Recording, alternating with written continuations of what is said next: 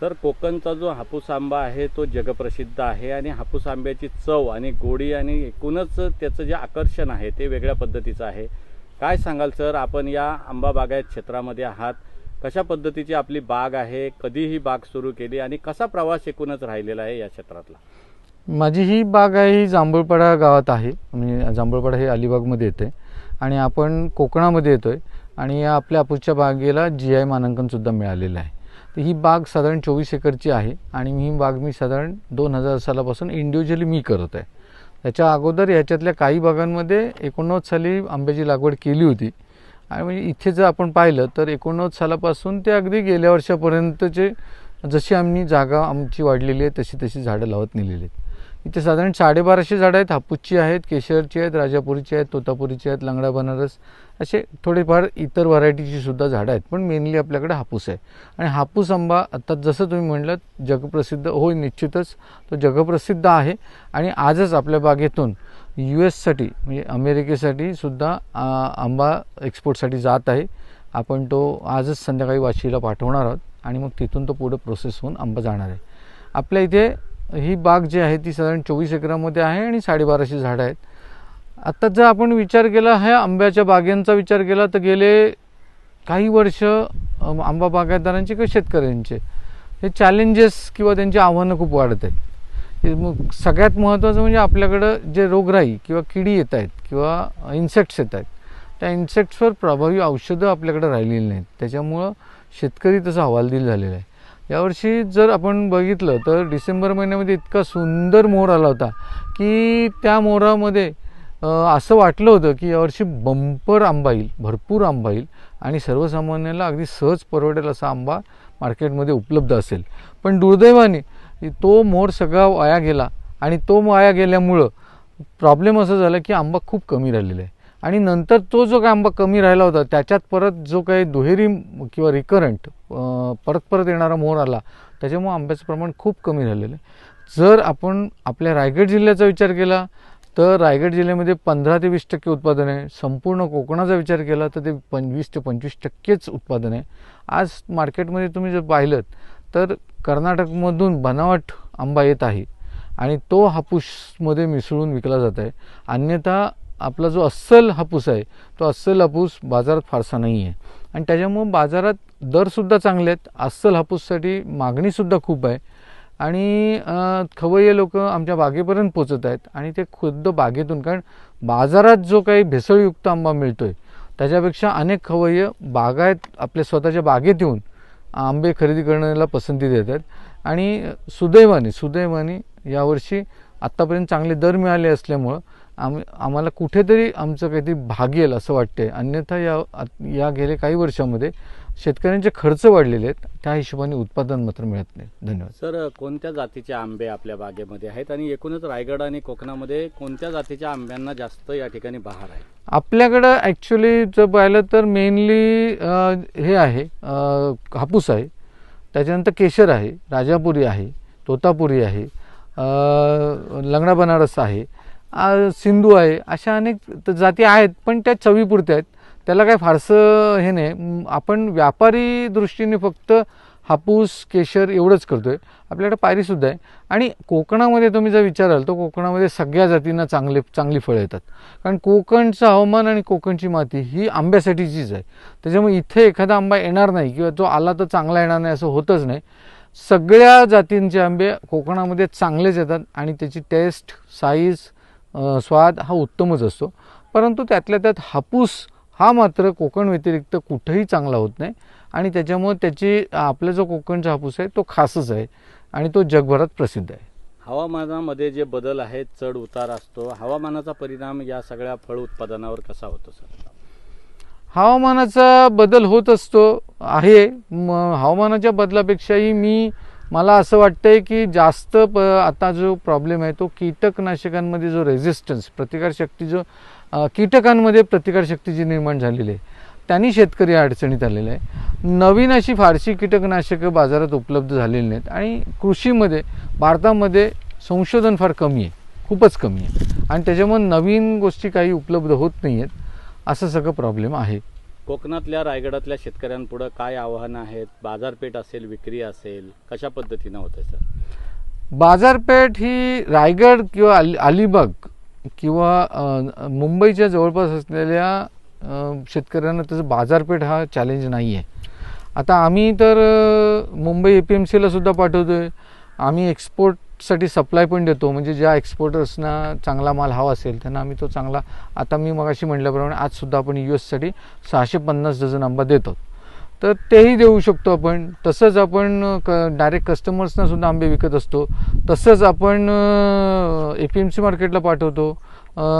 भारतात अनेक ठिकाणी आपल्याकडं ज्या ऑर्डर्स येतात त्या ऑर्डर्सना आपण ग्राहक जे आपले काही बनलेले आहेत, आता बारामतीला पाठवलेलं आहे, नाशिकला पाठवलेलं आहे, गुजरात आनंदमध्ये पाठवलेलं आहे, दिल्लीला पाठवलेलं आहे, बँगलोरला पाठवलेलं आहे. असं विविध ठिकाणी आपण जशा ऑर्डर्स क्रिएट होतात तसं आपण तिथे पाठवत असतो. बाजारपेठ किंवा मार्केटिंग जर तुमच्याकडे उत्तम उत्पादन असेल, गुणवत्तापूर्व उत्पादन असेल, तर मार्केटिंग हा काही तुम्हाला अडचणीचा भाग नाही आहे. तर आंबा बागायतदारांचे नवीन तंत्रज्ञान आणि नवकल्पना काय आता सध्या येत आहेत पुढे, की जेणेकरून आपल्या उत्पादन वाढीत आणि आर्थिक स्रोतात भर पडेल, असं काही आहे? खरं तर याच्यावर शासनाने, कृषी विद्यापीठांनी किंवा कृषी विभागाने खरं संशोधन करण्याचं गरजेचं आहे. आत्ता परिस्थिती अशी आहे की ह्याच्यावर काही फारसं संशोधन होतच नाही आहे. त्याच्यामुळे नवीन तंत्रज्ञान किंवा नवीन कन्सेप्ट असे काही फारसे तुम्हाला दिसत नाही आहेत. खरं नवीन कन्सेप्ट यायला पाहिजे, जे आपल्याकडं आपण फक्त इस्रायल टेक्निक, ऑस्ट्रेलियन टेक्निक किंवा असं काहीतरी बडबडतो, पण ते आपल्या हवामानाला किंवा आपल्या मातीला सुटेबल आहेत का याचा अभ्यास कुठं केला आहे आपण, तो करायला पाहिजे. आणि आपल्या ह्या व्हरायटीना तो सुटेबल आहे का तो करायला पाहिजे. आणि आता आपल्याकडं एक तर आपली टोपोग्राफी, कोकणातली टोपोग्राफी ही उंच सकल भागाची आहे, कुठेही सपाटीकरण नाही, त्याच्यामुळे यांत्रिकीकरण हे फार मोठं चॅलेंज आहे आपल्याकडं. तर त्या दृष्टीनं विचार करायला पाहिजे की आता आपल्याला झाडांची उंची कमी राखून कमीत कमी लेबर्स कसे लागतील याचा आपल्याला अभ्यास करणं गरजेचं आहे. आंबा बागायत करताना मुख्य अडचणी कोणत्या येतात, आणि एकूणच जर आपण बघितलं तर सरकारकडून किंवा संस्थांकडून आपल्याला काही मदत मिळते का, जेणेकरून उभारी मिळेल, आपल्या व्यवसायाला चालना मिळेल? सरकारकडून सगळ्या संस्था आहे, बाकी यांच्याकडून फारशी मदत होत नाही. फक्त निसर्ग आणि तोक्ते वादळाच्या वेळेला म्हणजे काय उद्धव ठाकरे मुख्यमंत्री होते त्यावेळेला मात्र एक 50,000 रुपयाची मदत कोकणातल्या शेतकऱ्यांना, हेक्टरी 50,000 झाली होती.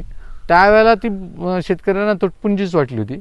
पण इतर वेळेला ती 18,000 रुपये हेक्टरीच्या वरती, किंवा आत्ता या फडणवीस सरकारने जे काही जाहीर केले 22,000, पण त्याच्यातही अजून GR काढलेलं नाही आहे. त्याच्यामुळे सरकारकडून आंबा उत्पादकांना फारशी काही मदत होत नाही या मताचा मी आहे, वैयक्तिक माझं मत आहे. अनेक संकटं येतात आंबा शेतकऱ्यांवर. हेच कोकणातल्या शेतकऱ्यांच्या बाबतीत हा दुजाभाव नेहमीच होतो. आणि कोकणातल्या राजकीय इच्छाशक्तीचा अभाव आहे की कोकणातल्या शेतकऱ्यांना मदत व्हावी असे इथल्या लोकप्रतिनिधींना प्रामाणिकपणे वाटत नाही. त्याच्यामुळे त्याच्यासाठी विशेष प्रयत्न लोकप्रतिनिधींकडून होत नाहीत आणि त्याच्यामुळे इथल्या शेतकऱ्यांना न्याय मिळत नाही. आंब्याच्या झाडाला फुलोरा येण्यासाठी काय विशेष काळजी घेता, आणि फळगळ जी थांबण्यासाठी काय विशेष काळजी घेता? आंब्याचा फुलोरा येण्यासाठी खरं काळजी घेण्याचं म्हणजे आपण झाडांना जे काही न्यूट्रिशन आहे किंवा त्याला पोषण मूल्य आहेत ती आपण द्यायला पाहिजे. आता आंबे काढून झाल्यानंतर या झाडांना योग्य खतं देणं हे महत्त्वाचं आहे. आणि गरज असेल तिथं पॅक्लोबिट्रोझोलचं आपण ॲप्लिकेशन द्यायला पाहिजे. पण मुळात NPK किंवा मायक्रोन्युट्रिएंट्स आणि फडणवीस सरकारने जे काही जाहीर केले 22,000, पण त्याच्यातही अजून GR काढलेलं नाही आहे. त्याच्यामुळे सरकारकडून आंबा उत्पादकांना फारशी काही मदत होत नाही या मताचा मी आहे, वैयक्तिक माझं मत आहे. अनेक संकटं येतात आंबा शेतकऱ्यांवर. हेच कोकणातल्या शेतकऱ्यांच्या बाबतीत हा दुजाभाव नेहमीच होतो. आणि कोकणातल्या राजकीय इच्छाशक्तीचा अभाव आहे की कोकणातल्या शेतकऱ्यांना मदत व्हावी असे इथल्या लोकप्रतिनिधींना प्रामाणिकपणे वाटत नाही. त्याच्यामुळे त्याच्यासाठी विशेष प्रयत्न लोकप्रतिनिधींकडून होत नाहीत आणि त्याच्यामुळे इथल्या शेतकऱ्यांना न्याय मिळत नाही. आंब्याच्या झाडाला फुलोरा येण्यासाठी काय विशेष काळजी घेता, आणि फळगळ जी थांबण्यासाठी काय विशेष काळजी घेता? आंब्याचा फुलोरा येण्यासाठी खरं काळजी घेण्याचं म्हणजे आपण झाडांना जे काही न्यूट्रिशन आहे किंवा त्याला पोषण मूल्य आहेत ती आपण द्यायला पाहिजे. आता आंबे काढून झाल्यानंतर या झाडांना योग्य खतं देणं हे महत्त्वाचं आहे. आणि गरज असेल तिथं पॅक्लोबिट्रोझोलचं आपण ॲप्लिकेशन द्यायला पाहिजे. पण मुळात NPK किंवा मायक्रोन्युट्रिएंट्स आणि मुख्य खतं आणि सूक्ष्म अन्नद्रव्ये यांचं जर व्यवस्थित व्यवस्थापन केलं आणि झाडामध्ये जर ताकद आपण ठेवली, झाडांमध्ये अन्नद्रव्यांचा साठा व्यवस्थित ठेवला तर फुलोरा येतो. पण फळगळ आणि वांस फुलोरा हे मात्र आत्ता गेले काही वर्षातले खूप मोठे चॅलेंजेस आहेत. आणि कीटकांची जी काही प्रतिकारशक्ती वाढली आहे त्याच्यामुळं आमचा जो कीटकनाशकांचा वाढलेला वापर आहे तोही एक वांजमोराला किंवा फळधारणा न होण्याला कारणीभूत आहे. तर उत्कृष्ट चांगली सेन्सिटिव्ह कीटकनाशकं आणि बुरशीनाशकं उपलब्ध होणं ही काळाची गरज आहे. तर आत्ताच्या काळामध्ये धावपळीच्या युगामध्ये मजूर व्यवस्थापन हे एक मोठं आव्हान असतं. मजूर व्यवस्थापन कसं करता? मजूर व्यवस्थापन करताना आमची खरंच तारांबळ होते. आता हे सांगण्यासारख्या गोष्टी नाही आहेत, खूपच कठीण गोष्टी आहेत. आणि सगळ्यात मोठी गोष्ट म्हणजे कठीण गोष्ट ती होऊन गेलेली आहे. आणि ॲग्रिकल्चर सेक्शनमध्ये त्याच्याशिवाय तुम्हाला काहीच करता येत नाही. सर, आंबा बागायतीमध्ये कोणते घटक आहेत जे तुमच्या नफ्यावर सर्वाधिक जास्त परिणाम करतात? नफ्यावर तसा परिणाम आवक रादर तुमचं आता आम्ही ह्याच्यामध्ये मला खरं उत्तर देता येणं कठीण आहे. पण एक नक्की आहे की आता तुम्हाला उत्पादन खर्च कमी करण्याशिवाय पर्याय राहिलेला नाही आहे. निर्यात आणि ब्रँडिंग कशी, सर, शेवटचा प्रश्न, कशी होते आपली? आणि ब्रँडिंगसाठी सर्व तुम्हाला शेतकऱ्यांना देखील आपलं कशा पद्धतीचं मार्गदर्शन असेल? आंबा बागायतदार शेतकरी जे तुमच्याकडे एक अभ्यासक आंबा बागायतीचे म्हणून बघतात, अनेक एकर आपली जी बागायत आहे आणि अनुभव देखील दांडगा आहे, एकूणच काय सांगाल? निर्यात, ब्रँडिंग आणि शेतकऱ्यांना मार्गदर्शन शेवट. ब्रँडिंग करण्यासाठी तुम्हाला सतत कंटिन्युअस तुमची क्वालिटी मेंटेन करायला पाहिजे. ब्रँडिंग आपोआप होतं. तुम्ही एक तुमचं ब्रँड ठरवा, त्यांनी मार्केटिंग सुरू करा. जर तुमच्याकडे क्वालिटी असेल आणि ती कन्सिस्टंट असेल तर ब्रँडिंग होतं. ब्रँडिंगसाठी काय आपल्याला असं फार मोठं ॲडव्हर्टाइजमेंट करायची गरज नाही. आता माझंही ब्रँड आहे आणि चांगला डेव्हलप झाला आहे. गेल्या 26 वर्षात तो हळूहळू डेव्हलप झाला. एका वर्षात काही एका दिवसात तो होत नसतो. नंतर एक्सपोर्ट साठी काय त्यांचे नॉर्म्स असतात. फक्त आपल्याकडं एक्सपोर्टच्या विषयात असं होतं की सगळे पैसे एक्सपोर्टच स्वतःच्याच खिशात ठेवायचा प्रयत्न करतो. त्याला माल मात्र शेतकऱ्यांकडून चांगला असतो, पण चांगला माल घेताना शेतकऱ्याला 2 पैसे देण्याची त्याची प्रवृत्ती नसते.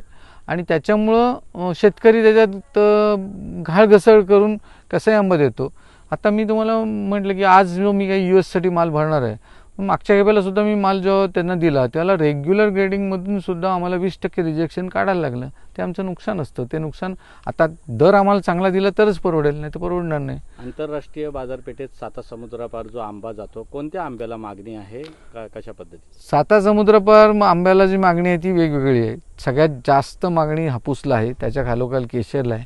पण साऊथमधले सुद्धा काही आंबे फार फेमस आहेत, बैंगनपल्लीसारखा किंवा या चौसा लंगडासुद्धा आहे. कसं आहे, जो खाणार आहे, जो भारतीय उपखंडातील त्या भागातला आहे, त्या भागातल्या त्या व्यक्तीची ती आवड असते आणि त्यानुसार त्याला त्याची मागणी असते. आज जर तुम्ही युरोप किंवा अमेरिकेमध्ये ज्या कन्साइनमेंट जातात ते एका व्हरायटीचं जात नाही. एकाच कंटेनरमध्ये तुम्हाला हापूस पण भेटेल, केशर पण भेटेल आणि दुसऱ्या व्हरायटीची पण, असे मिळून 1300 किलोचा तो कंटेनर जात असतो.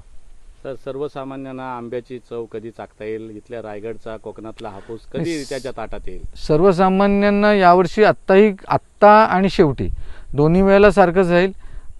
थोडंसं या खेपेला त्यांनी शेतकऱ्यांसाठी स्वतःचा खिसा मोकळा करायची तयारी ठेवायला पाहिजे. ते त्यांचेच बंधू आहेत. तुम्ही जसे सर्वसामान्य आहेत तसे शेतकरीसुद्धा सर्वसामान्य आहेत. त्याच्यामुळे आज तुमच्या खिशातून 2 पैसे जास्त भरून तुम्ही आंबा विकत घ्यायला पाहिजे. कारण 10 मे नंतर आंबा एकदम कमी होणार.